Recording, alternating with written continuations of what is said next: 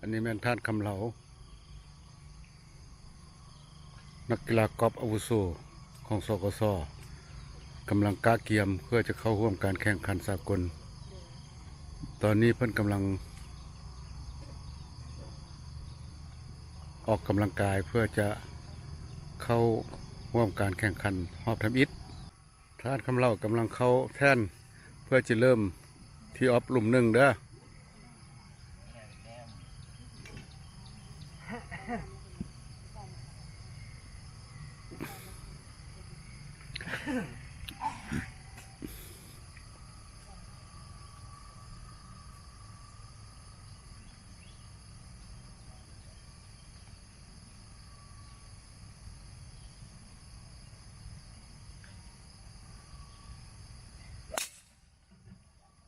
งามหลาย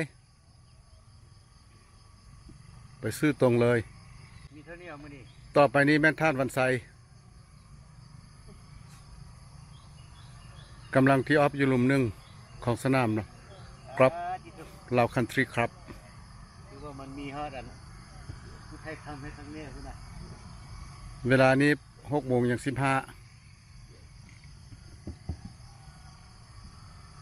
เจ้าไทยดีๆเลยไปตีบงงามไทยกินไหม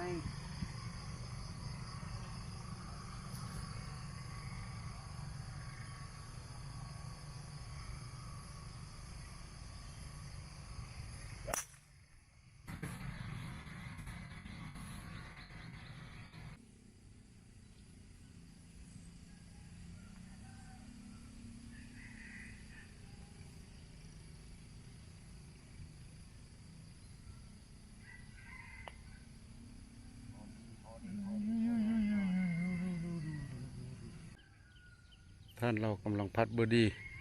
อยู่หลุมหนึ่ง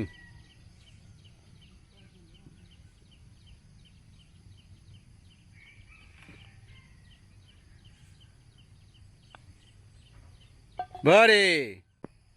อันนี้ที่ออฟหลุม2ท่านเราหากได้เบอร์ดี้อยู่หลุมหนึ่ง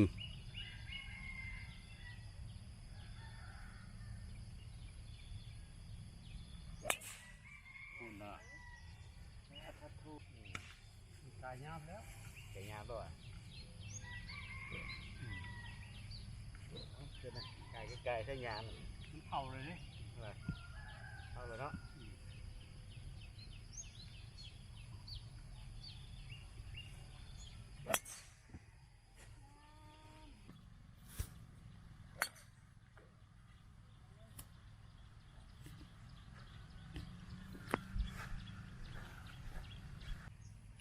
ท่านเราคำกำลังสิขึ้นซับ3อยู่หลุมพาหะยังประมาณ60 หยาด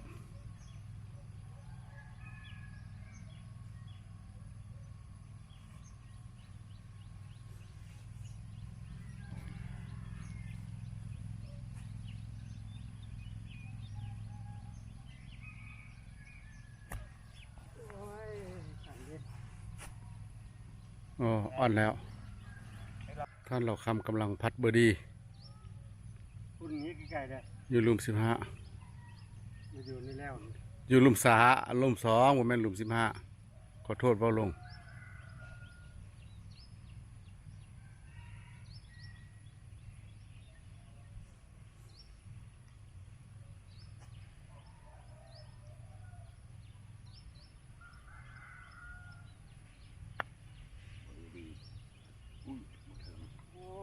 โอ้น่าเสียดายสั้นน้อยหนึ่ง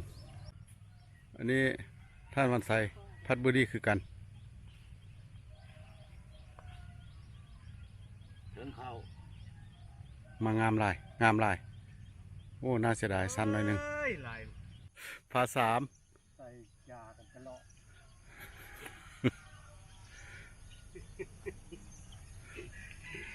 โอ้โหที่เอาโอ้โหพัด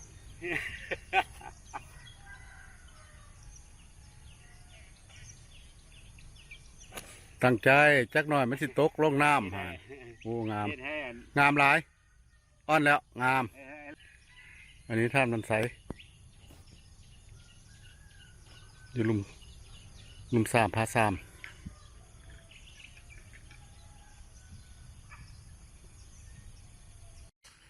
อนนี้ใช่คำเล่ากำลังเชียนเล่าคำเด้อบ่แม่นคำเล่าเรากำลังเชียนพัดฟ้าลุมพาสามลุมสาม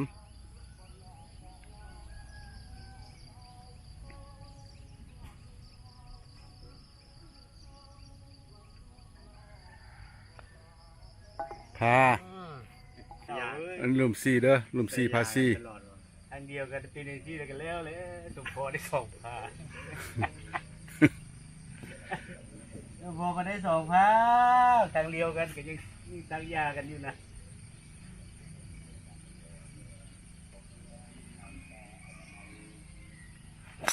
เจ๊กูว่าเลยนะ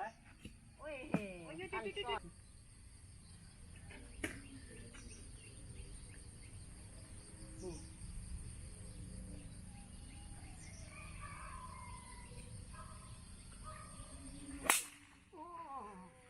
ยอม โอ้สายเราเห็นค่อยเข้าป้าแล้วเข้านำเด้อ เข้าลูกไหนเก่าอยู่ดี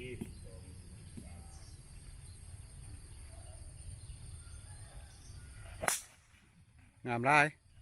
แล้วเอา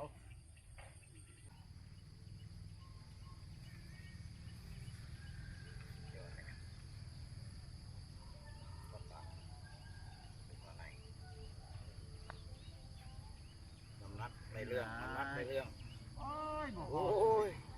ไม่ดีอ่ะ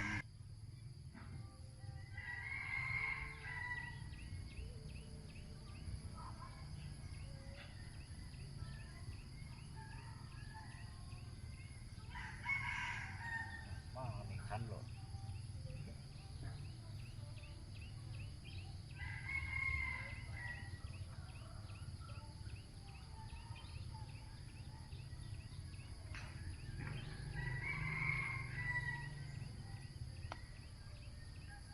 เอา โอ้นี่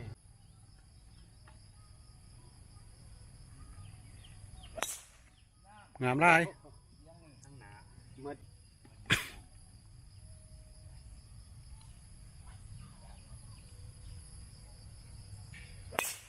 งามหลาย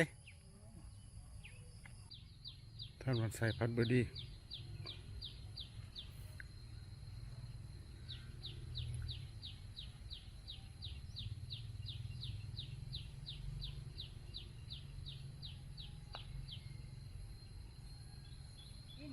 เอ้ยอ่ะ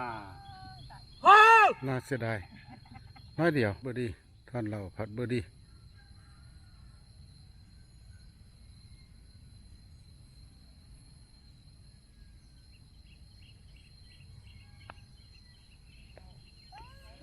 น่าเสียดายเวทไปบึดเดียวน้อยเดียว